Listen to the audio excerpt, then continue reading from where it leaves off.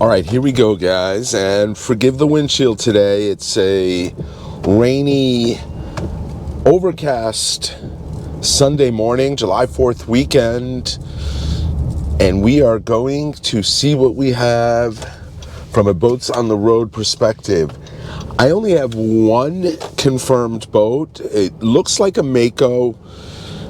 It's on the main road, I think in Cutchogue, maybe Mattatuck, I don't remember. I've driven by it a couple times, and of course, I figured it would be great for this series, but didn't quite pay attention to where it was exactly. But we're gonna look around. I'm gonna do a little exploring, hopefully find something. If we can't find something, there are a couple of other options. I know there's a boat for sale at my marina, and I believe one of the other local boat yards that I haven't visited in a long time has one for sale, and there should be a very cheap bayliner for sale on the road too. So hopefully we get at least 3 boats, maybe 4 out of this video. We'll see, and we'll check back in as we approach that Mako. All right, we are in the town of Mattatuck. This is my hometown on the main road, Route 25. And I want to say it's somewhere up here on the left. But like I said, and apologies for the windshield, it is raining. Not a heavy rain, thankfully. But I think it's somewhere up here. For all I know, it's 2 miles down the road, but we'll check in a second when we are in front of it. I know it is going to be to our left.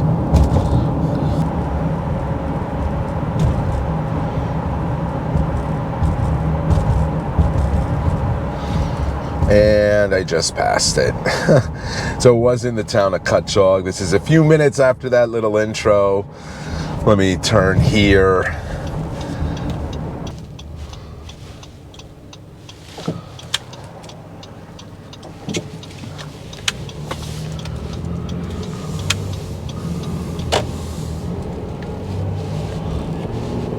Let me not drive by it again either. That's the problem sometimes. It could be very easy to not realize it's there until you're too far gone. Maybe I can pull into this driveway. That's what I'm gonna do. There's a Grady back there too, but I'm sure that's not for sale. Looks like a new house being built. All right, oh boy. Let's take a look at what we got here. Right, it's definitely a classic Mako. Got a 200 Johnson on it. I presume this is 90s vintage. Could be carbed. I assume it's carbed. What does the VIN say? Oh my God, the hin is beyond repair. And there's that cream-colored classic Mako floor. I would guess a 23, maybe a 25. Let's see if there's any deals. It's a 79, 23, 6,500. There's the number if anybody's interested. I presume the trailer, which doesn't look like it's in horrific shape, comes with it. It's a roller trailer. And it's got a bimini on it. Let's see any more information here. 79 Mako John. Not the one selling it. It was registered through this year. Let's see when so trailer permit, which Southold requires for its town launches, was through 21. So my guess would be this ran through 21. But, you know, we looked at that Wellcraft V-Step last week. This would be right up there in terms of classic boats. These would have been the boats that had the provenance back in the 70s and 80s. I mean, you can see this is a substantial hull just going around it.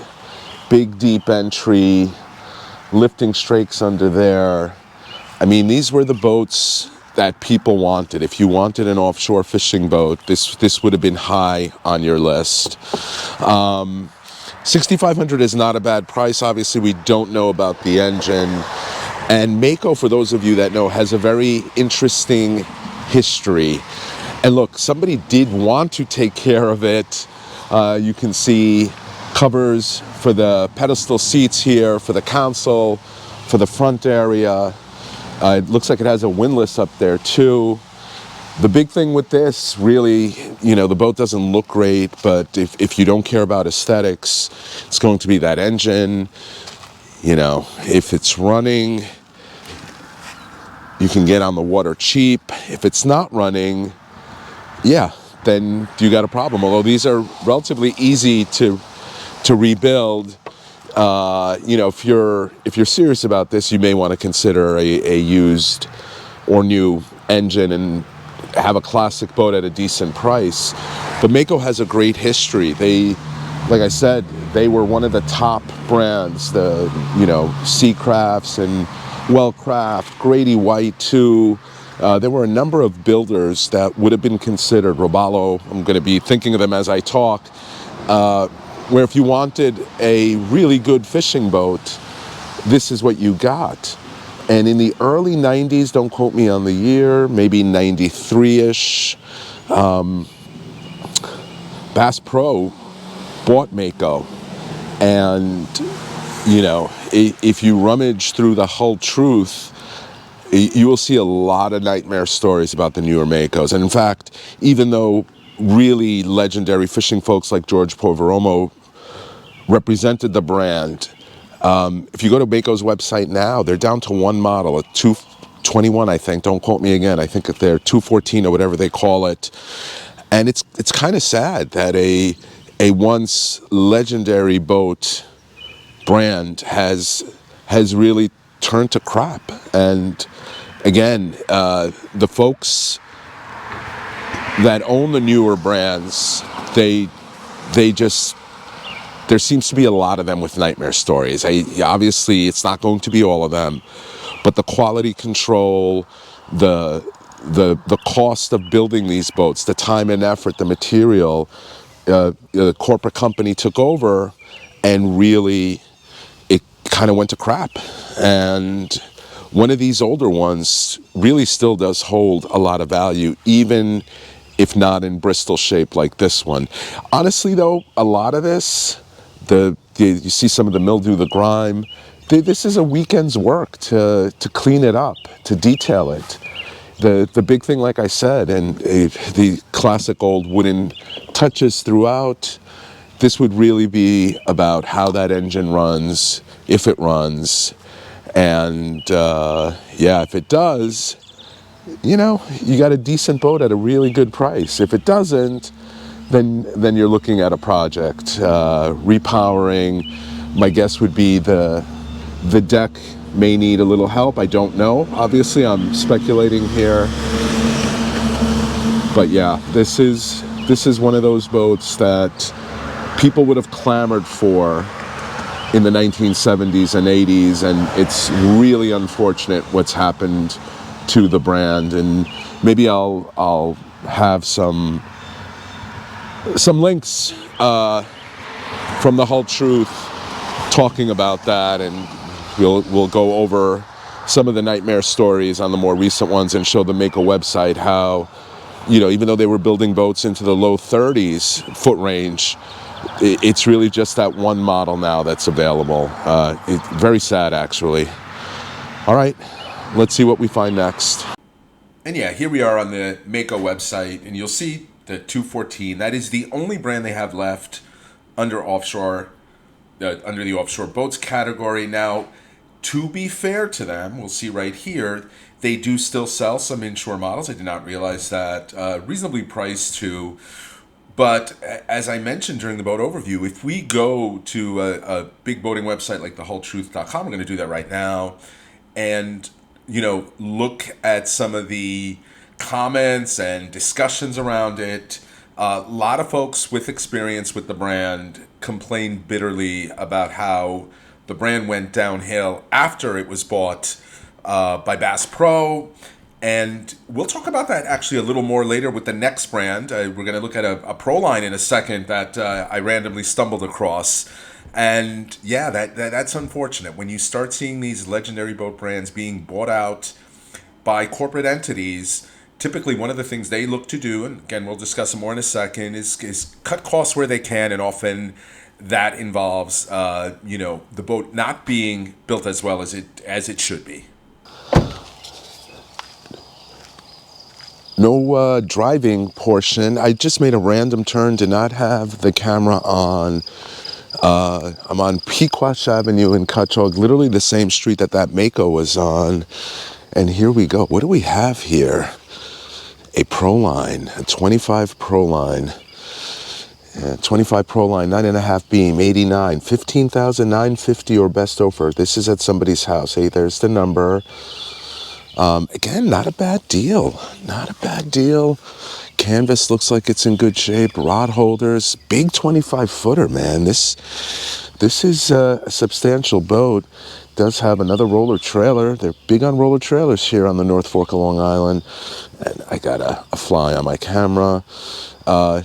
Trailer's a load right from Riverhead Trailers. Got a toolbox up front, a spare tire. This is a lot of boat for the money. Now, is this an inboard outboard? It is. Well, there you go. A Merc Cruiser, inboard, outboard. Oh, people don't like them. Trim tabs, couple transducers here you see. Looks like it's always been trailer. This bottom paint looks old. Trailer tires, unfortunately, do look like they would need some work. They got a ladder here. Yep. There's the box. Batteries over there. Does look like it has a washdown pump. Nice walk-around area. I like these older walk-arounds. You can fish people on the side of these, and this boat just feels so much bigger than 25. If I didn't know it was a 25, I would think 27, 28. It feels substantial, and there's a better look at that walk-around. Let's try to see if we can get a shot of the cabin. Boom. Got some good electronics. I see a Garmin, a Lowrance, Cytex. Cytex, I think, is the radar. The radar is Furuno.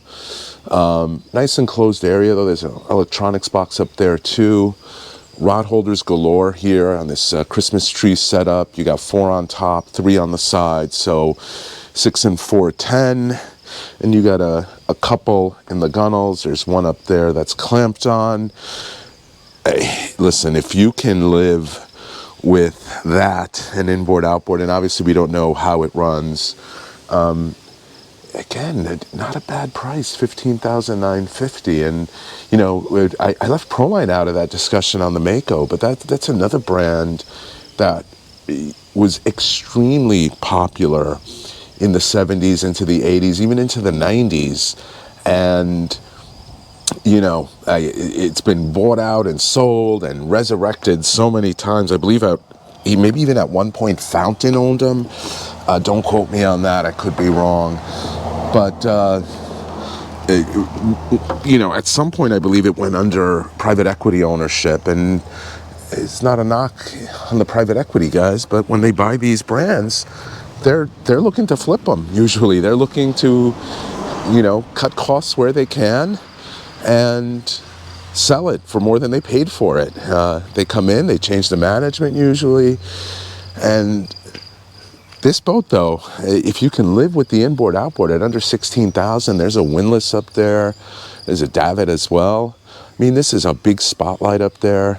This looks like a really well optioned boat. I think if this had 2 modern outboards, you're looking at substantially more than 15,950, or best offer. Left that part out, or best offer. But yeah, man, nice boat for under 20K. Again, depending on that engine. All right, well, this was a score. I just, like I said, I was going to try some random roads. And here we are. We found a decent one. All right. I think we do have that Bayliner. Speaking of you know, brands from the 70s and 80s, at least the 80s, but trust me, Bayliner, especially 80s vintage, would not be in the same class as Mako and Seacraft and Wellcraft and Proline. Let's go check that one out.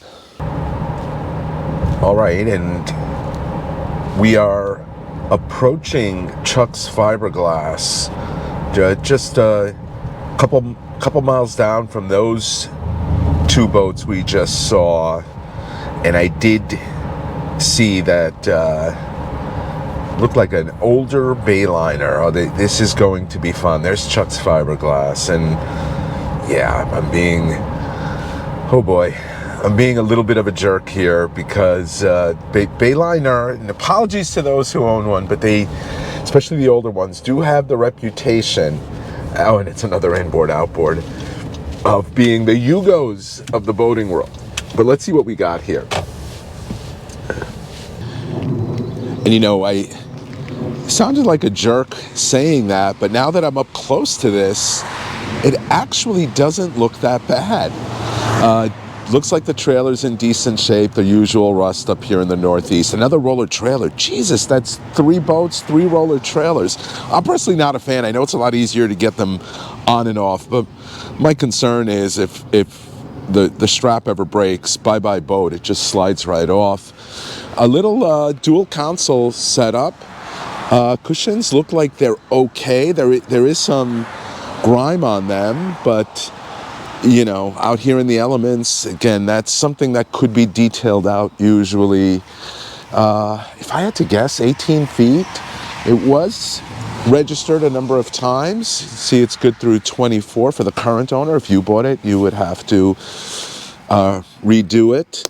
Looks like a family liked it and used it. There's some wakeboards, or a couple boards. Apologies, I know they're not wakeboards here. A twin jump seat setup here. There's the engine cover with a couple of cup holders. The cushions in the seats don't look like they're in horrible condition.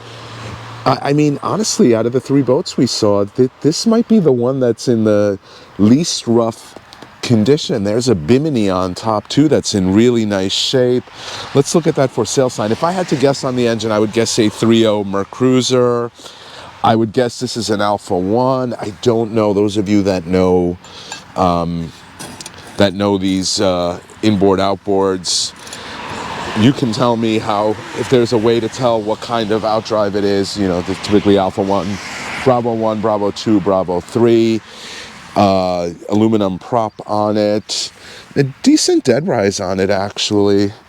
Where's that sign with the info? If this is under 10, maybe, so it's a 19.5, a 2003, ready for the water, boat motor trailer, $6,000,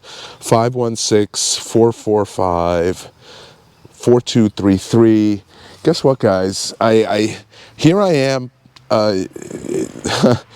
all excited about poo-pooing this boat, and I get it. It's still a Bayliner, but it looks like this brought a family a lot of love and happiness, and it's in decent shape. And again, under, what is it? 6,000 asking, and make an offer for 4,000, and you got a nice little family boat, run around in the bays and backwaters. I would not take this out very far. I'm sure there's going to be people that have owned these that have said, I've had it 50 miles out. You're a braver man than I am, or woman than I am. Little swim platform here too. I think this is a tie bar if you want to pull a tube. Okay. I am shocked that I am saying this, but this too is not a bad deal. But again, the inboard outboard would scare people. I think if you trailer it though, you know, I would be afraid to leave this in the water. You get the outdrive, the salt water just corrodes it. But if you're trailering it at 19.5 feet, it's easily trailerable. It's not a bad deal. All right. I will head back to the truck. Oh, actually, and for those of you that say Ridgelines are not trucks, I just want you guys to know that my Ridgeline identifies as a truck. So guess what? It's a truck. We'll get back in the car and I'll offer you some closing thoughts on these three boats. And I just said car, I realized that. We'll get back in the truck and I'll offer you some thoughts on these three boats.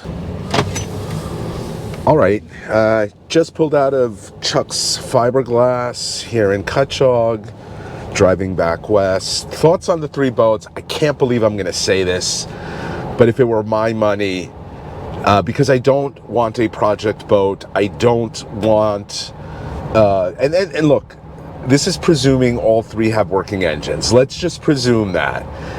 I would probably go with that little Bayliner. It would be a fun boat. Let's pull to the side here. The ambulance passes. It would be a fun little boat, and I would have no aspirations, ambitions, or thoughts that it was an offshore capable boat. None. But it looks like it needs the least amount of work, would be the least project-y boat, and would get me on the water relatively cheap. Again, presuming the engines are at least running, those other two boats do need a little bit more work. But again, if you're in for a project, those are two classic boats. And that Proline, man, it is a big 25 and it has that awesome walk around space. And you know, my gripe with Express, and I owned a pilot house, I would put that in the same boat, no pun intended, is you lose a lot of fishing room because you typically can't fish the bow area. But on these walkarounds, it's amazing how much extra room it gives you to fish while still affording you a little space to hide away, to take a nap, if you have kids, let the kids take a nap. And I think Contender with their, fish around, as they call them. I know Chris, one of the guys who comments all the time. Thank you, Chris. On these videos has one of those. I think that's the best layout for pure fishing and some family creatures or creature comforts. But yeah, that Proline would fit the bill. And again, the Mako. I'd be a little worried about that engine, and it needed a lot of cleanup and restoration. The wood probably needed to be restored on it. I'm not sure about the floor. So again, that would have been a project boat, but at $6,500, which I think was the price, it might be worth somebody's time and effort because those are legendary hulls, that 23. And here it is. We just passed it on the right. So yeah, let me know what you think in the comments. I'm also curious if any of you have ever owned a classic Mako and or a newer Mako, whether you had, what your thoughts on it were, especially maybe the newer ones and the bad reputation they get online. I've ridden on a classic Mako, but never on one of the newer ones. Again, if you have, let me know your thoughts in the comments. Hope you enjoyed this video. Happy 4th to all here in the US. As always, if you like these videos, hit that like button. And if you're not already a subscriber and you like content like this, please consider subscribing.